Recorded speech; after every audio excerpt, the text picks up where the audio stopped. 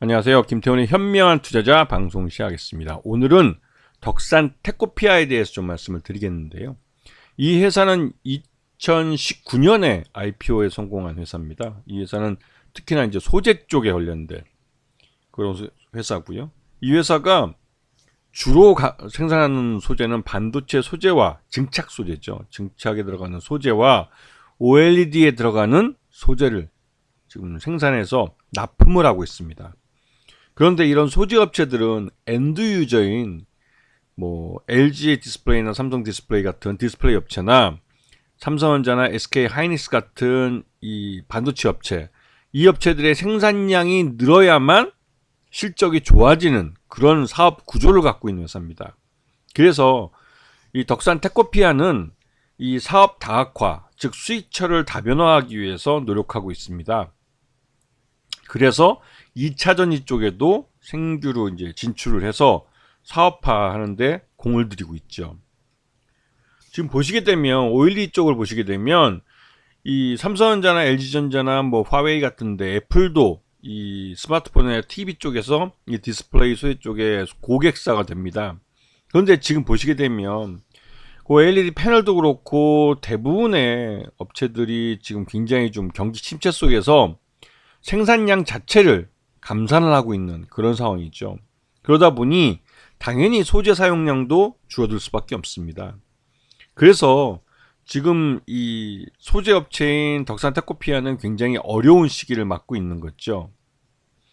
그 OLED 유기 재료하고 반도체 소재가 전체 매출액의 거의 대부분을 차지하는데 OLED 유기 재료가 3분기까지 40.35%의 매출액 비중을 차지하고 이번에 반도체 소재는 54% 정도의 그 매출 비중을 차지하고 있습니다. 그리고 연결 포괄손익계산서를 보시게 되면 작년보다 매출 외형도 줄었지만 영업 손실은 적자로 돌아서 버렸죠. 이게 그만큼 비용 관리가 제대로 안 된 측면도 있고 이 소재의 원재료 쪽 그 비용이 증가한 측면이 있습니다. 그러다 보니 엔드 유저에게 그때그때마다 이 소재 원재료의 그 가격 인상분을 판가에 반영해 달라고 요구하기가 굉장히 어려워요. 왜냐면 이런 우리나라도 그렇지만 대부분의 이런 소재 업체들은 1년 단위로 계약을 맺습니다. 그 1년 동안에 원재료나 이런 납품 원가에 대한 비용을 예상을 해서 그 범주 내에서 이 협상 계약을 했고 또 그 계약에 따라서 납품을 하는 겁니다.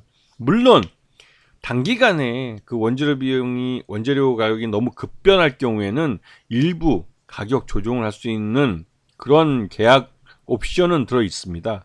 하지만 작년도 그렇고 올해도 그렇고 이 인플레이션 덕분에 굉장히 좀 가격 변동폭이 컸죠. 그러다 보니 이런 것들을 판가에 바로 반영하기 굉장히 어려웠습니다. 그래서 이제 대규모 적자가 나 있는 상태고, 이 덕산테코피아는 그래도 경영권은 굉장히 안정화되어 있는 상태인데요. 최대 주주인 덕산산업이 42.61%를 갖고 있고, 이 덕산산업의 특수관계인 창업주가 이수환 대표가 10.83%를 갖고 있습니다. 전체적으로 다 53.44%를 갖고 있죠. 자, 그리고 이 회사가 지금 기존의 반도체 소재와 OLED 소재 쪽에서 이제 사업을 다각화하기 위해서 진출한 2차전지 전극 보호제 쪽, 이쪽은 이제 한참 시장이 커가고 있는, 즉 전기차 배터리 시장이 커지면서 동반해서 같이 증가하고 있는 그런 소재 분야이긴 합니다. 근데 아직까지도 2차전지 전극 보호제 쪽은 아직 규모의 경제를 달성하지 못한 상태라는 걸 알 수가 있죠. 그래서 최근 들어서 이 회사가 시장에서 많이 관심받고 있는 건 이 덕산테코피아의 자회사인 세븐킹 에너지라는 데서 전극 일체형 무분리막 구조를 개발하고 있는데, 이게 바로 전고체 배터리의 소재로 사용되는 겁니다. 전고체 배터리는 그 기존에 사용하고 있는 전기차 배터리와 다르게 이 고체를 사용해서 만드는 거기 때문에 굉장히 안정화되어 있고, 이 전기차 화재로부터 굉장히 안정화되어 있는 그런 그 배터리 소재로 알려져 있습니다. 그래서 전고체 배터리는 꿈의 배터리로 알려져 있고, 이거에 대해서 연구 개발이 굉장히 많이 이루어지고 있는데, 일본은 이미 전고체 배터리를 생산하기 시작했습니다. 하지만 양산 규모가 굉장히 적죠. 그리고 그러니까 당연히 전고체 배터리는 굉장히 비쌉니다. 그래서 아직까지 전고체 배터리는 2차전지 쪽 시장에서 이 주류가 되지 못하고 있어요. 하지만 우리나라 삼성 SDI도 2027년, 늦으면 2027년, 빠르면 2025년에 이 전고체 배터리를 상업화하겠다라고 목표를 세우고 지금 수원에서 파일럿 라인을 지금 돌리고 있습니다. 그래서 이 전고체 배터리는 언제든지 이게 이제 상업화가 될 수 있는 그런 가능성이 있는 배터리, 차세대 배터리인 거죠. 근데 여기에 관련된 이 소재를 개발하고 있다는 게 이 덕산 테코피아에게는 굉장히 유리한 측면이 있는 거죠. 그리고 이 반도체 소재나 OLED 소재도 지금 바닥을 치고 있기 때문에 여기서 이제 회복되면 회복됐지 더 나빠지진 않을 거라는 기대감이 있는 상태입니다. 자, 그래서 전고체 배터리는 지난 3분기 실적을 기점으로 해서 주가가 반등하고 있어요. 이거는 4분기 때는 이 반도체도 그렇고 OLED 쪽도 실적이 회복될 거라는 기대감이 있는 것이고, 그에 따라서 덕산 테코피의 실적도 좋아질 거라는 것, 그리고 향후 미래 먹거리라고 할 수 있는 전고체 배터리 소재 쪽에서도 어느 정도 가시적인 성과가 나타나고 있기 때문에 그런 부분들이 주가에 긍정적으로 영향을 미쳐주고 있는 거죠.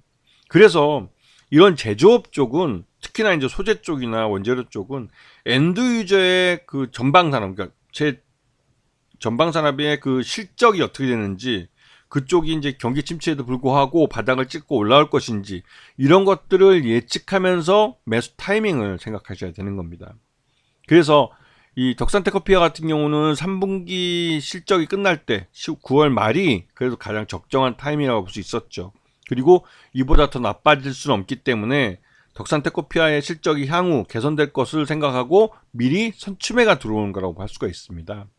또 그럴 게 반도체 시장도 그렇고 이 OLED 시장도 그렇고 점차 회복되는 모습을 보여주고 있기 때문에 그런 거죠.